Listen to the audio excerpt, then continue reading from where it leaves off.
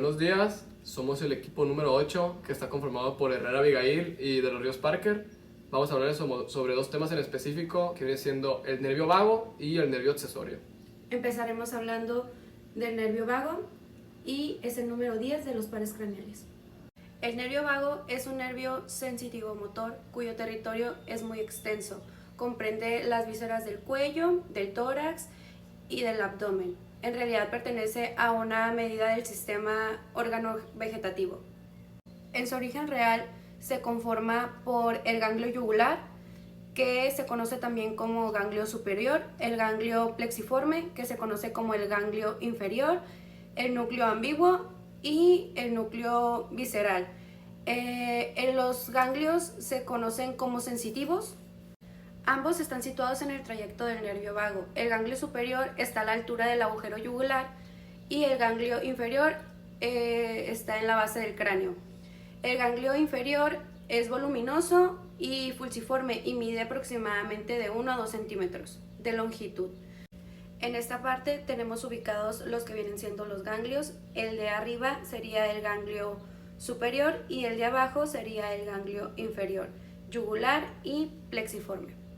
Este nervio también tiene un origen aparente, en donde emerge mediante 6 u 8 filetes radiculares principales del surco posterolateral del bulbo, inferiormente del nervio glosofaringio y superiormente a la raíz craneal del nervio accesorio. Y en esta área podemos encontrar visualmente en donde emergen, que sería justo abajo en el surco del bulbo. Ahora hablaremos un poco sobre lo que viene siendo el trayecto del nervio vago. En los fascículos radiculares no tardan en reunirse en un cordón nervioso que se dirige lateral, anterior y superiormente.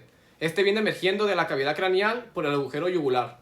Este nervio desciende enseguida casi verticalmente, atraviesa el cuello, tórax y lo que viene siendo el área abdominal, que es su terminación. Ahí es donde el nervio vago termina. En esta maqueta que podemos visualizar, podemos ver cómo el nervio vago, que viene siendo este de aquí, este amarillito, cómo desciende verticalmente y termina en el área del abdomen. En este nervio tenemos las relaciones y vamos a encontrar la cavidad craneal, el agujero yugular y la base del cráneo al cuello, el cuello y el tórax. Principalmente tenemos la cavidad craneal. El nervio vago está situado principalmente en el tejido subaracnoideo inferior y lateralmente al nervio glosofaringio. Pasa entre el tubérculo yugular y el fascículo, atraviesa la aracnoides y la dura madre, posteriormente al nervio glosofaringio y se introduce en el agujero yugular. Posteriormente tenemos la base del cráneo al cuello. En esta tenemos un espacio que es el laterofaringio. El vago desciende posteriormente a la arteria carótida interna y a la vena yugular interna. En el canal posterior formado por estos dos se unen los vasos. Como comentaba mi compañera que se introducía en el agujero yugular, ahora en el agujero yugular el nervio vago es anterior al nervio accesorio. Ambos están separados del bulbo superior de la vena yugular por un tabique que es osteofibroso. Está formado por las apófisis intrayugulares y por el tejido fibroso que la viene uniendo. En el área del cuello, el nervio vago continúa su trayecto posterior a los grandes vasos, en el ángulo diedro formado por el osamiento de la vena yugular interna con la arteria carótida interna superiormente y con la arteria carótida común inferiormente. Ángulo diedro se refiere a que tiene dos lados. Vamos con el tórax. Este se divide en dos ramas, derecha e izquierda. La rama derecha es más larga a la altura de la articulación externoclavicular y esta emite un pequeño nervio llamado nervio laringio recurrente. Este abraza la arteria subclavia y el lado derecho es posterior y a continuación el izquierdo es anterior y pasa por dentro de la arteria subclavia abdominal. Esta se divide en forma de trípode llegando al área abdominal y se le puede llamar también pata de cuervo o de gallo. Esta pasa por el lado anterior del estrago y pasa al callado de la aorta. Ahora hablaremos sobre sus ramas. En sus ramas podemos encontrar las ramas intercraneales, que son la rama que ahí podemos encontrar la rama meningia. Esta es delgada, se desprende del lado extremo del ganglio yugular y se dirige verticalmente hacia el cráneo por el agujero rasgado posterior y se distribuye por la dura madre en la proximidad del seno lateral. El seno lateral sale por el agujero yugular del seno lateral y se convierte en una vena yugular, por si no sabíamos que viene haciendo el seno lateral. En sus ramas cervicales podemos encontrar que suministra la región del cuello, el neumogástrico. También podemos encontrar los nervios faríngeos, los ramos cardíacos superiores, el nervio laringio inferior y el nervio laringio superior. En la rama torácica tenemos el tórax como tal. El neumogástrico suministra ramos cardíacos y estos ramos cardíacos son los ramos pulmonares y los ramos esofágicos. En los ramos pulmonares cruza por la cara posterior de los bronquios y la cara del neumogástrico. Entre numerosas ramas que estas ramas Anastomosándose entre sí y con ramas del simpático constituyen el plexo bronquial y pulmonar. Estos ramos también son los ramos, contienen como tal los ramos traqueales y los ramos esofágicos. Los ramos traqueales son para la parte inferior de la tráquea y los ramos esofágicos se distribuyen por las diferentes túnicas de la porción media del esófago. También podemos encontrar filetes pericárdicos y filetes pulmonares. En los pericárdicos estos se distribuyen por la parte superior y posterior del pericardio y los pulmonares se dirigen al hilo del pulmón y penetran el espesor de este órgano siguiendo las diferentes ramificaciones que se pueden encontrar del árbol bronquial. Los ramos esofágicos inferiores se encuentran en la parte inferior de su porción torácica. Los dos neumogástricos abandonan el esófago y estos tienen numerosos filetes que se distribuyen a la vez por la mucosa y por los músculos. En esta imagen podemos apreciar como tal el área en donde se encuentra el... ¿De tu lado está? ¿De tu lado? Ahí. Aquí está. Listo. En donde se encuentra como tal el ramo esofágico. Inferiores. Ajá, correcto. Ahora hablaremos sobre las ramas abdominales. Las neumogástricas se dividen en izquierda y derecha. La izquierda es anterior y la derecha viene siendo la posterior. La izquierda está situada en la cara anterior del esófago, que se encuentra más abajo de la parte terminal del esófago. Esta es oblicua a la izquierda, es individuado a veces por un tronco o se diferencia y sus ramas secundarias pues suelen ser dependiendo, pero suelen ser varias secundarias. Este viene descendiendo verticalmente y termina por fuera. Cuando llega al cardias, este mide aproximadamente 2 a 3 milímetros y se sitúa en su borde derecho. Llegando al borde derecho, esta suele expandirse generalmente en una lámina blanquecina. Ya cuando está la lámina expandida, que cuando fue que se puso en su borde derecho, esta lámina, como dije, se expande, se vuelve una lámina blanquecina extendida. Es una especie de lámina nerviosa y de esta parten ramas terminales que se representan como ramos gástricos y hepáticos. El neumogástrico derecho o posterior, en su salida del orificio del diafragma aparece un contacto con el miocardias. Este emite en este punto ramas gástricas, luego se dirige oblicuamente hacia abajo y hacia atrás y no tarda en desviarse en sus ramas terminales. Del lado derecho de nuestra maqueta tenemos el nervio vago, como tal, escenificado desde su cervical hasta el abdomen. Y esto ha sido todo de nuestra parte, hablando sobre el par craneal número 10. Y a continuación les hablaremos un poco sobre cómo viene siendo el par craneal número 11, que es el nervio accesorio. El nervio accesorio es un nervio puramente motor. También tiene funciones propioceptivas, sensibilidad propioceptiva. ¿Qué es propioceptiva? Que es la capacidad de mandar señales al cerebro para poder saber dónde se encuentran todas nuestras partes del cuerpo. Esta también se puede decir que mucha gente dice que es un músculo flexor, pero es más un músculo extensor. ¿Por qué? Porque por su apófisis mastoide, por su inserción en la apófisis mastoides y también en sus músculos que vienen siendo el músculo trapecio y el esternomastoideo, Eso hace que sea un músculo extensor, no flexor.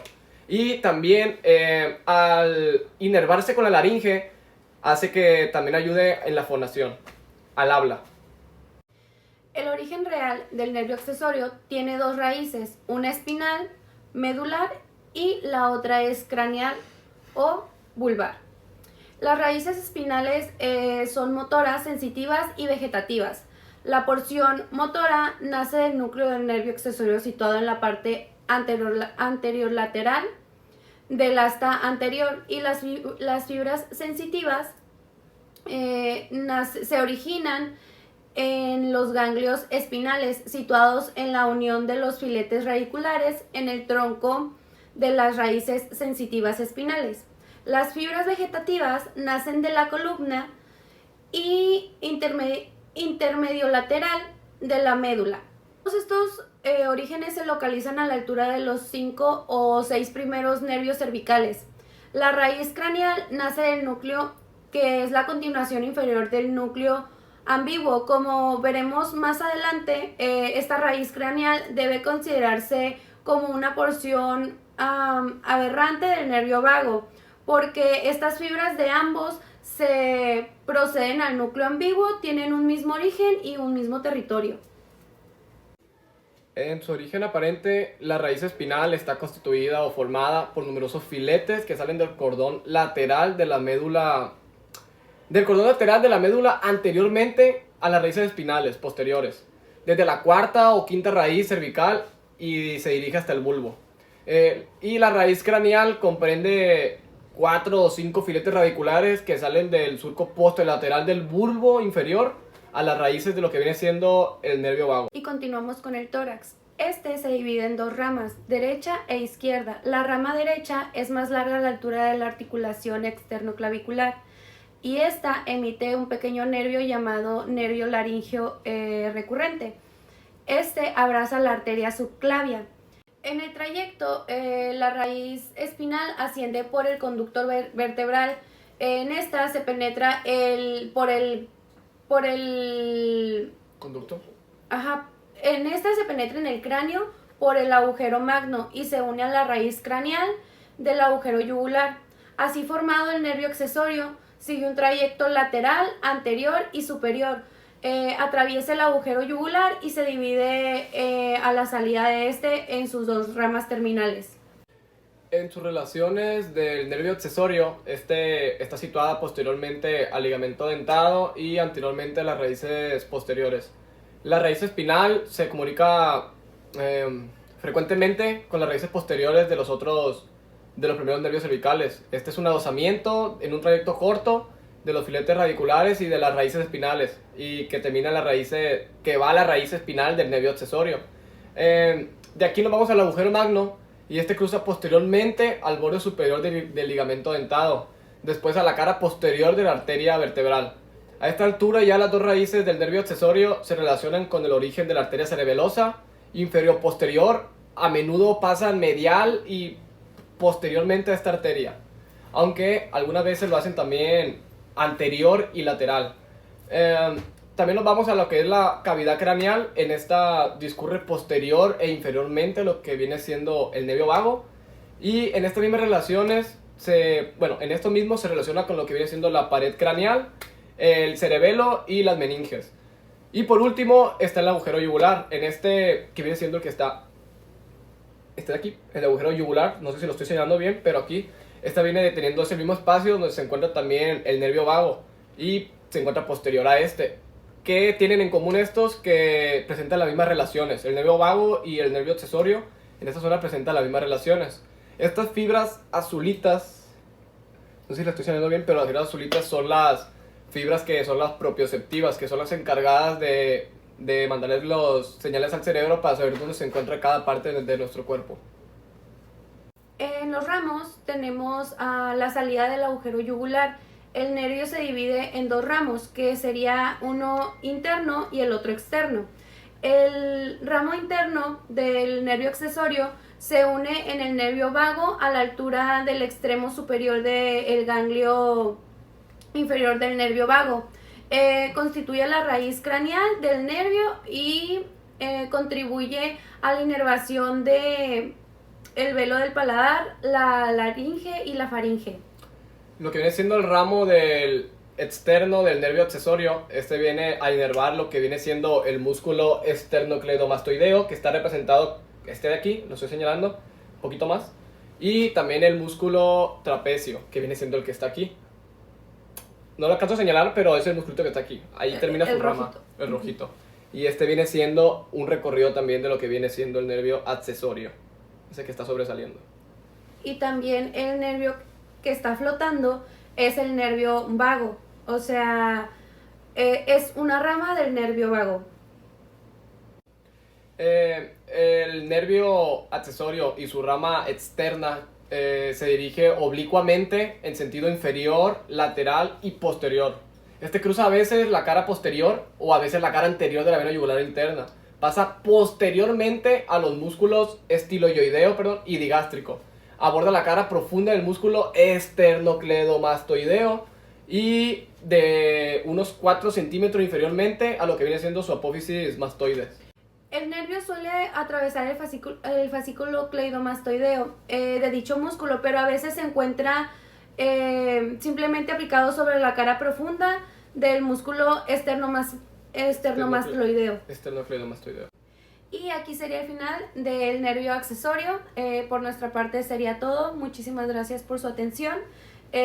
Fuimos el equipo número 8 hablando sobre los nervios el 10 y el 11, que serían el vago y el accesorio.